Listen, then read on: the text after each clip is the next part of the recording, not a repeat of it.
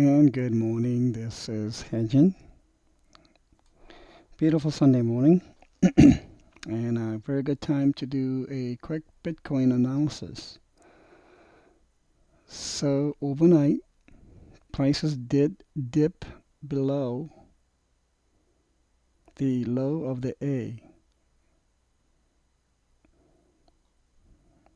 It almost just pierced it and came right back. I'm not a candlestick expert, but this here is called a hammer, where the body of the price is very small and the rest of it is a very thin stick-like figure. And this is called a hammer because it's almost like hammering out the bottom. And it sure did, in a way, hammer out the bottom of C, in my opinion. Let's go back a little bit. Here was a ending diagonal, or rather a diagonal that a symmetrical triangle, downward pointing, which is bullish. Prices broke out of that and put in 1, 2, 3, 4, 5 waves. This fifth wave was an ending diagonal, A, B, C, D, E, as we discussed before. I'm not going to relabel it right now. 3 ended in a diagonal as well. I think you can more easily maybe see that in a 5-minute chart, like so. A, B, C, D, E. A, B, C, D, E. Okay? 3, 4, 5. And these 5 subwaves compose a higher level, wave 1. What happens after 5 waves? There's a 3-wave retrace. And last night, I wanted to label these as a zigzag, which is 5 waves for A, 1, 2, 3, 4, 5, beautiful 5 waves down, 3 waves for B, and 5 waves for 1, 2, 3, 4, 5. Now this morning when I saw it earlier, I was thinking before this rise, I was thinking 1, 2, 3, 4, and maybe one more down potentially. Now here's the other possibility. Does this mean we just go straight up from here? Well, we'll see. So we have A, B, this is my original marking from C. We could have a C here down.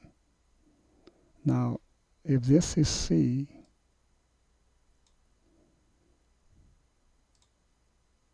of the correction, it's well within the realm of the wave 4 retracement. What else could it be? Well, before that, yesterday we also discussed, what was this called? In chart pattern, this is called a bear flag. When the flag is pointing upwards, it's bearish. When the flag is pointing downwards, is bullish. Let's flip-flop this. This is called a conjoined pattern, where you see bearish and bullish. So here is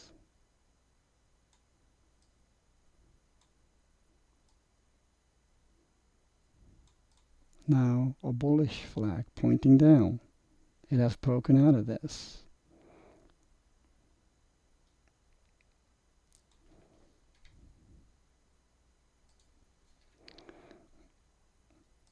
The ending diagonal that we saw here on an ABCD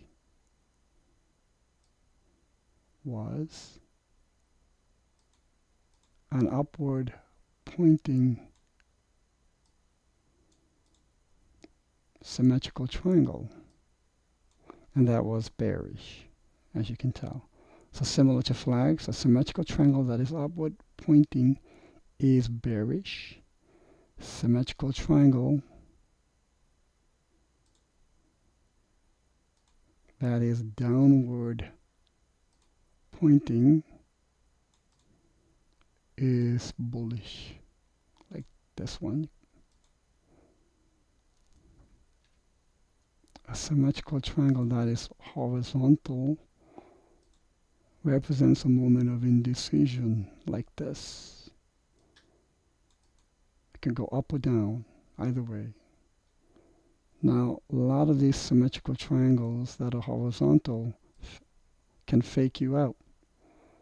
In other words, when it breaks up, you're thinking, okay, this is bullish now, we're all clear. Broke out of this top resistance. A lot of the horizontal, leveled, symmetrical triangles can fake you out and go down. It could be in reverse, fake you out thinking, oh my, we're now going to go to 2000, and it will reverse. So I don't trust the symmetrical triangles as much as the upward or downward triangles and flags as well.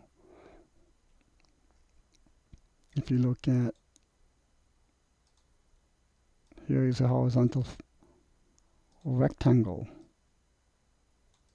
Same thing as a leveled or horizontal symmetrical triangle. You can go either up or down. There's no real directional indicator. In this case, it fell. Okay, it broke down. Did it fake you out? No. Which is why it's a moment of indecision, up or down. And if it goes down, it can go back up. If it goes up, breaks up, it can go back down again. In this case, it stayed down. So I very much prefer have a higher confidence level on the up or downward pointing flags and triangles.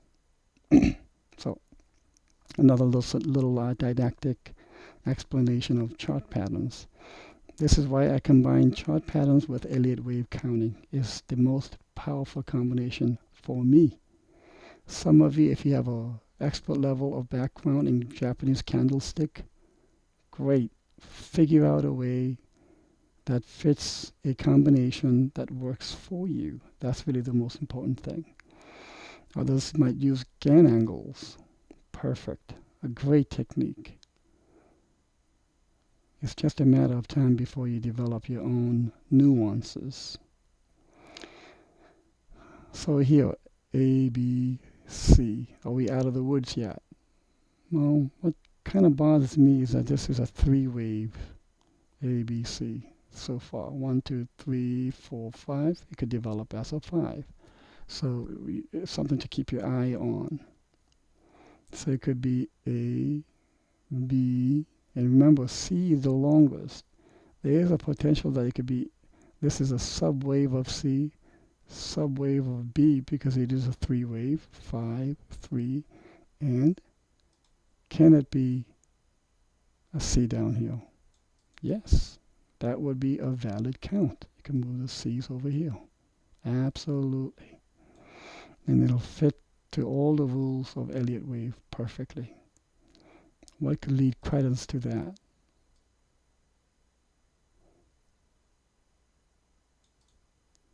The resistance lines it did break out of. So does that give credence to this? Not necessarily.